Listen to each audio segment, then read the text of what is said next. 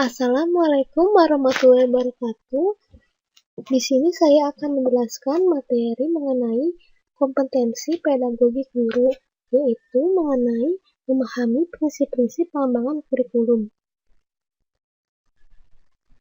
Ini merupakan aplikasi Android yang telah saya buat.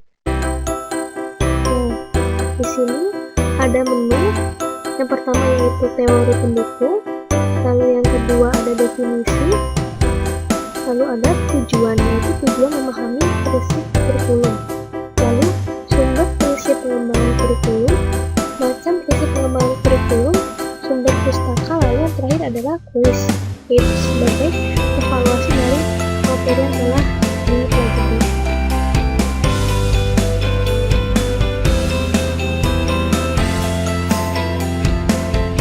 Yang pertama itu teori pendukung,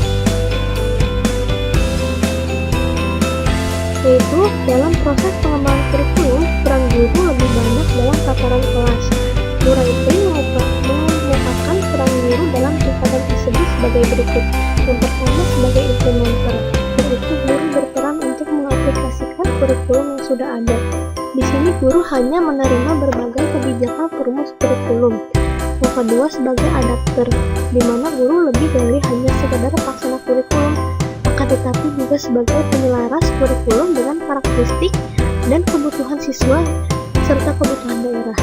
Lalu yang terakhir sebagai pengembangan kurikulum, yaitu guru memiliki kewenangan dalam mendesain sebuah kurikulum. Lalu sebagai peneliti kurikulum, yaitu peran ini dilaksanakan sebagai bagian dari tugas profesional guru yang memiliki tanggung jawab dalam meningkatkan kinerjanya sebagai guru.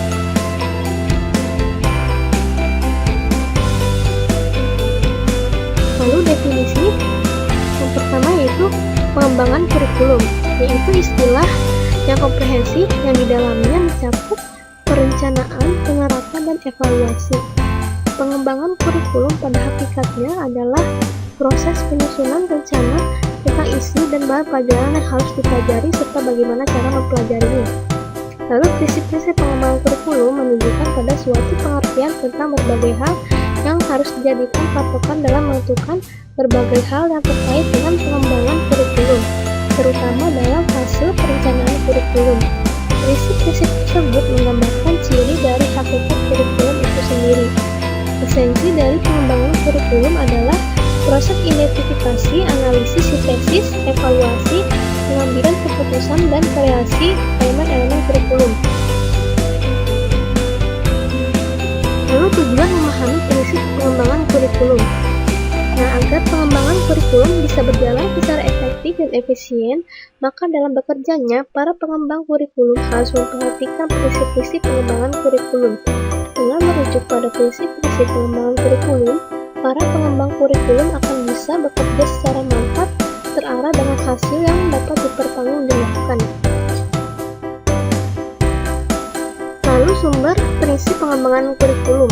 Yang pertama yaitu data empiris, yaitu merujuk pada pengalaman terdokumentasi dan terbukti efektif. Yang kedua yaitu data eksperimen, yaitu merujuk pada temuan-temuan hasil penelitian. Nah, data temuan merupakan data yang dipandang valid dan reliable, sehingga tingkat kebenarannya meyakinkan untuk dijadikan prinsip dalam pengembangan kurikulum. Lalu yang ketiga cerita atau legenda yang hidup di masyarakat, yaitu adat istiadat yang hidup di masyarakat. Dan terakhir yaitu akal sehat. Lalu macam-macam prinsip pengembangan kurikulum. Yang pertama ada prinsip-prinsip umum, yang kedua ada prinsip-prinsip khusus. Yang pertama prinsip-prinsip umum terdiri dari 5 prinsip. Yang pertama yaitu relevansi, lalu prinsip fleksibilitas, prinsip kontinuitas, prinsip efektivitas, dan prinsip efisiensi. Prinsip relevansi ada 2, yaitu prinsip relevansi internal dan prinsip relevansi eksternal. Kalau prinsip relevansi internal yaitu bahwa setiap kurikulum harus memiliki keserasian antara komponen-komponennya, yaitu keserasian antara tujuan yang harus isi materi atau pengalaman belajarnya itu harus dimiliki oleh siswa, strategi atau metode yang digunakan, serta alat penilaian untuk melihat ketercapaian tujuan. Yang kedua yaitu prinsip relevansi eksternal. Nah, prinsip relevansi eksternal ini berkaitan dengan keserasian antara tujuan, visi, dan proses belajar siswa. Ada 3 macam relevansi eksternal dalam pengembangan kurikulum. Pertama, relevan dengan lingkungan peserta didik. Kedua, relevan dengan zaman baik zaman sekarang maupun zaman yang akan datang. Lalu yang ketiga, relevan dengan tuntutan dunia pekerjaan.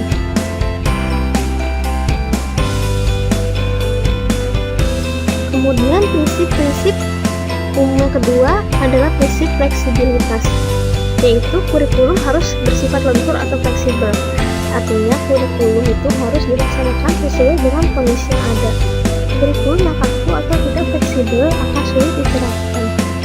Prinsip fleksibilitas memiliki 2 sisi. Pertama yaitu fleksibel bagi guru, yang artinya kurikulum harus memberikan ruang gerak bagi guru untuk mengembangkan program pengajarannya sesuai dengan kondisi yang ada. Lalu yang kedua, fleksibel bagi siswa, artinya kurikulum harus menyediakan berbagai kemungkinan program pilihan sesuai dengan bakat dan minat siswa. Yang ketiga, prinsip kontinuitas, yaitu prinsip ini mengandung pengertian bahwa perlu dijaga saling keterkaitan dan kesinambungan antara materi pelajaran pada berbagai jenjang dan jenis program pendidikan.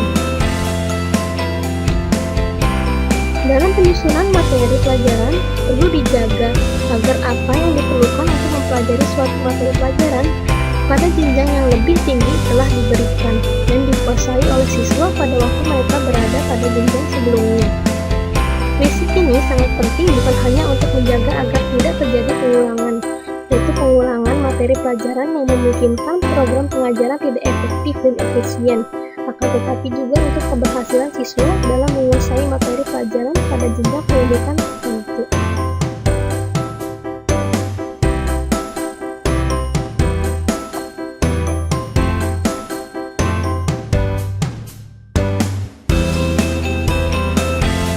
Lalu, prinsip efektivitas.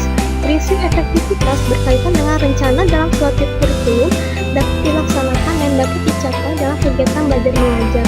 Terdapat 2 sisi efektivitas dalam suatu pengembangan kurikulum. Pertama, efektivitas berhubungan dengan kegiatan guru dalam melaksanakan tugas mengimplementasikan kurikulum di dalam kelas. Kedua, efektivitas dalam kegiatan siswa dalam melaksanakan kegiatan belajar. Efektivitas kegiatan guru berhubungan dengan keberhasilan mengimplementasikan program sesuai dengan perencanaan yang telah disusun. Efektivitas kegiatan siswa berhubungan dengan sejauh mana siswa dapat mencapai tujuan yang telah ditentukan sesuai dengan jangka waktu tertentu. Lalu yang terakhir, prinsip efisiensi. Prinsip efisiensi berhubungan dengan perbandingan antara tenaga waktu, suara, dan biaya yang telah dikeluarkan dan hasil yang diperoleh. Kurikulum dikatakan memiliki tingkat efisiensi yang tinggi apabila dengan sarana, biaya yang minimal, dan waktu yang terbatas dapat memperoleh hasil yang maksimal. Betapapun bagus dan idealnya suatu kurikulum, manakala mengatur peralatan, sarana, dan prasarana yang sangat khusus serta mahal harganya, maka kurikulum itu tidak praktis dan sukar untuk dilaksanakan. Kurikulum harus dirancang untuk dapat digunakan dalam segala keterbatasan. Lalu yang kedua, prinsip khusus. Prinsip khusus ada 5. Yang pertama, prinsip berkenaan dengan tujuan pendidikan. Yang kedua, prinsip berkenaan dengan pemilihan isi pendidikan. Yang ketiga, prinsip berkenaan dengan pemilihan proses mengajar. Yang keempat, prinsip berkenaan dengan pemilihan media dan alat pengajaran. Yang terakhir, prinsip berkenaan dengan pemilihan kegiatan penilaian. Yang pertama, prinsip berkenaan dengan tujuan pendidikan. Tujuan menjadi pusat kegiatan dan arah semua kegiatan pendidikan. Perumusan komponen-komponen kurikulum hendaknya mengacu pada tujuan pendidikan. Perumusan tujuan pendidikan bersumber pada ketentuan yang kebijaksanaan pemerintah, survei mengenai persepsi orang tua atau masyarakat tentang kebutuhan mereka yang dikirimkan melalui angket atau wawancara tentang mereka. Yang ketiga, survei tentang pandangan para ahli dalam bidang-bidang tertentu. Lalu survei tentang manpower. Lalu pengalaman negara-negara lain dalam masalah yang sama. Yang terakhir, penelitian. Yang kedua, prinsip berkenaan dengan pemilihan isi pendidikan. Memilih isi pendidikan disesuaikan sesuai dengan kebutuhan pendidikan yang telah ditentukan pada perencana kurikulum, perlu mempertimbangkan beberapa hal. Yang pertama, perlu penjabaran tujuan pendidikan atau pengajaran ke dalam bentuk perbuatan hasil belajar khusus dan sederhana. Lalu isi atau bahan pelajaran harus mengikuti segi pengetahuan, sikap, dan keterampilan. Yang ketiga, murid-murid kurikulum harus disusun dalam urutan yang logis dan sistematis. Yang ketiga, prinsip berkenaan dengan pemilihan proses mengajar. Pemilihan proses belajar mengajar yang digunakan hendaknya memperhatikan hal-hal sebagai berikut. Yang pertama, apakah metode teknik belajar tersebut mengajar yang digunakan cocok untuk mengajarkan bahan pelajaran? Lalu, apakah metode atau teknik tersebut memberikan kegiatan yang bervariasi sehingga dapat melayani perbedaan individu siswa? Lalu, apakah metode atau teknik tersebut memberikan urutan kegiatan yang bertingkat-tingkat? Lalu, apakah metode atau teknik tersebut dapat menciptakan kegiatan untuk mencapai tujuan kognitif, afektif, dan psikomotor? Lalu, apakah metode atau teknik tersebut lebih mengaktifkan siswa atau mengaktifkan diri atau kedua-duanya? Lalu, apakah metode atau teknik tersebut mendorong dan berkembangnya kemampuan baru? Lalu, apakah metode atau teknik tersebut menimbulkan jalinan kegiatan belajar di sekolah dan di rumah?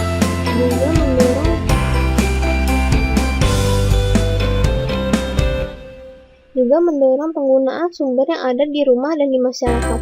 Lalu yang terakhir, untuk belajar keterampilan sangat dibutuhkan kegiatan belajar yang menekankan learning by doing di samping learning by seeing dan knowing.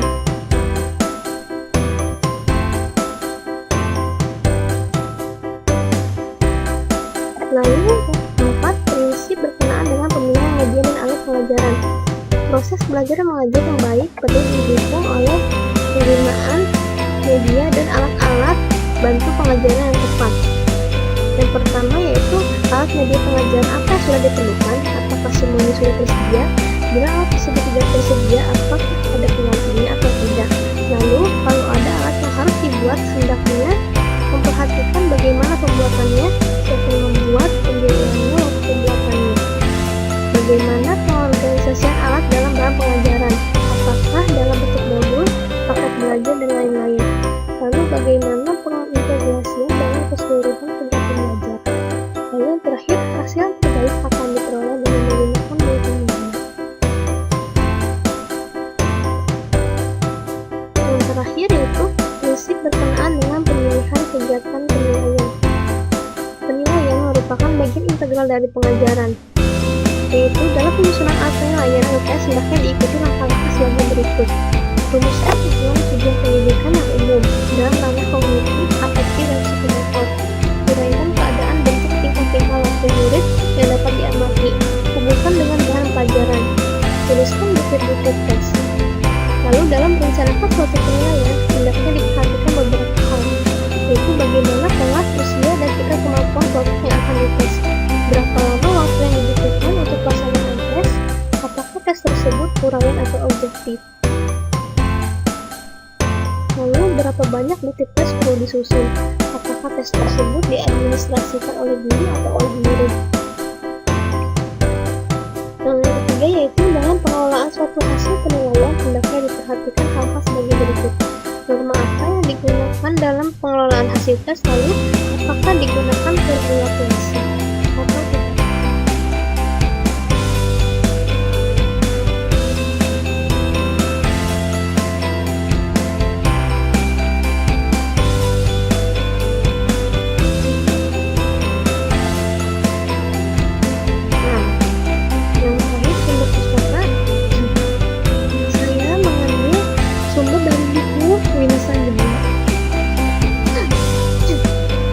Yaitu kurikulum dan pembelajaran, teori dan praktik pengembangan kurikulum serta satuan pendidikan atau KTSP. Lalu jurnalnya saya mengambil dari jurnal Muhammad Imam Sanani Latif. Yang saya akses dari website berikut ini. Lalu juga saya mengambil dari website berikut ini. Kemudian sumber-sumber lainnya itu saya mengambil background dari sini, lalu gambar-gambar juga serta background musik dari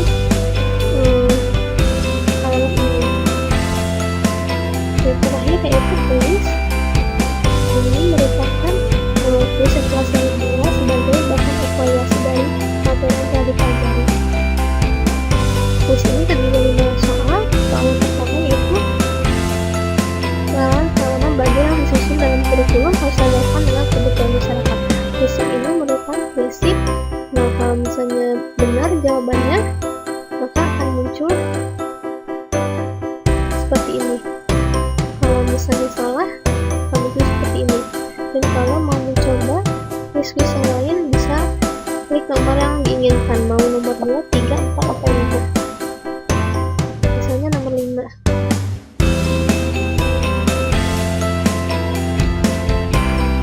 Kalau benar, ini adalah halaman yang terakhir.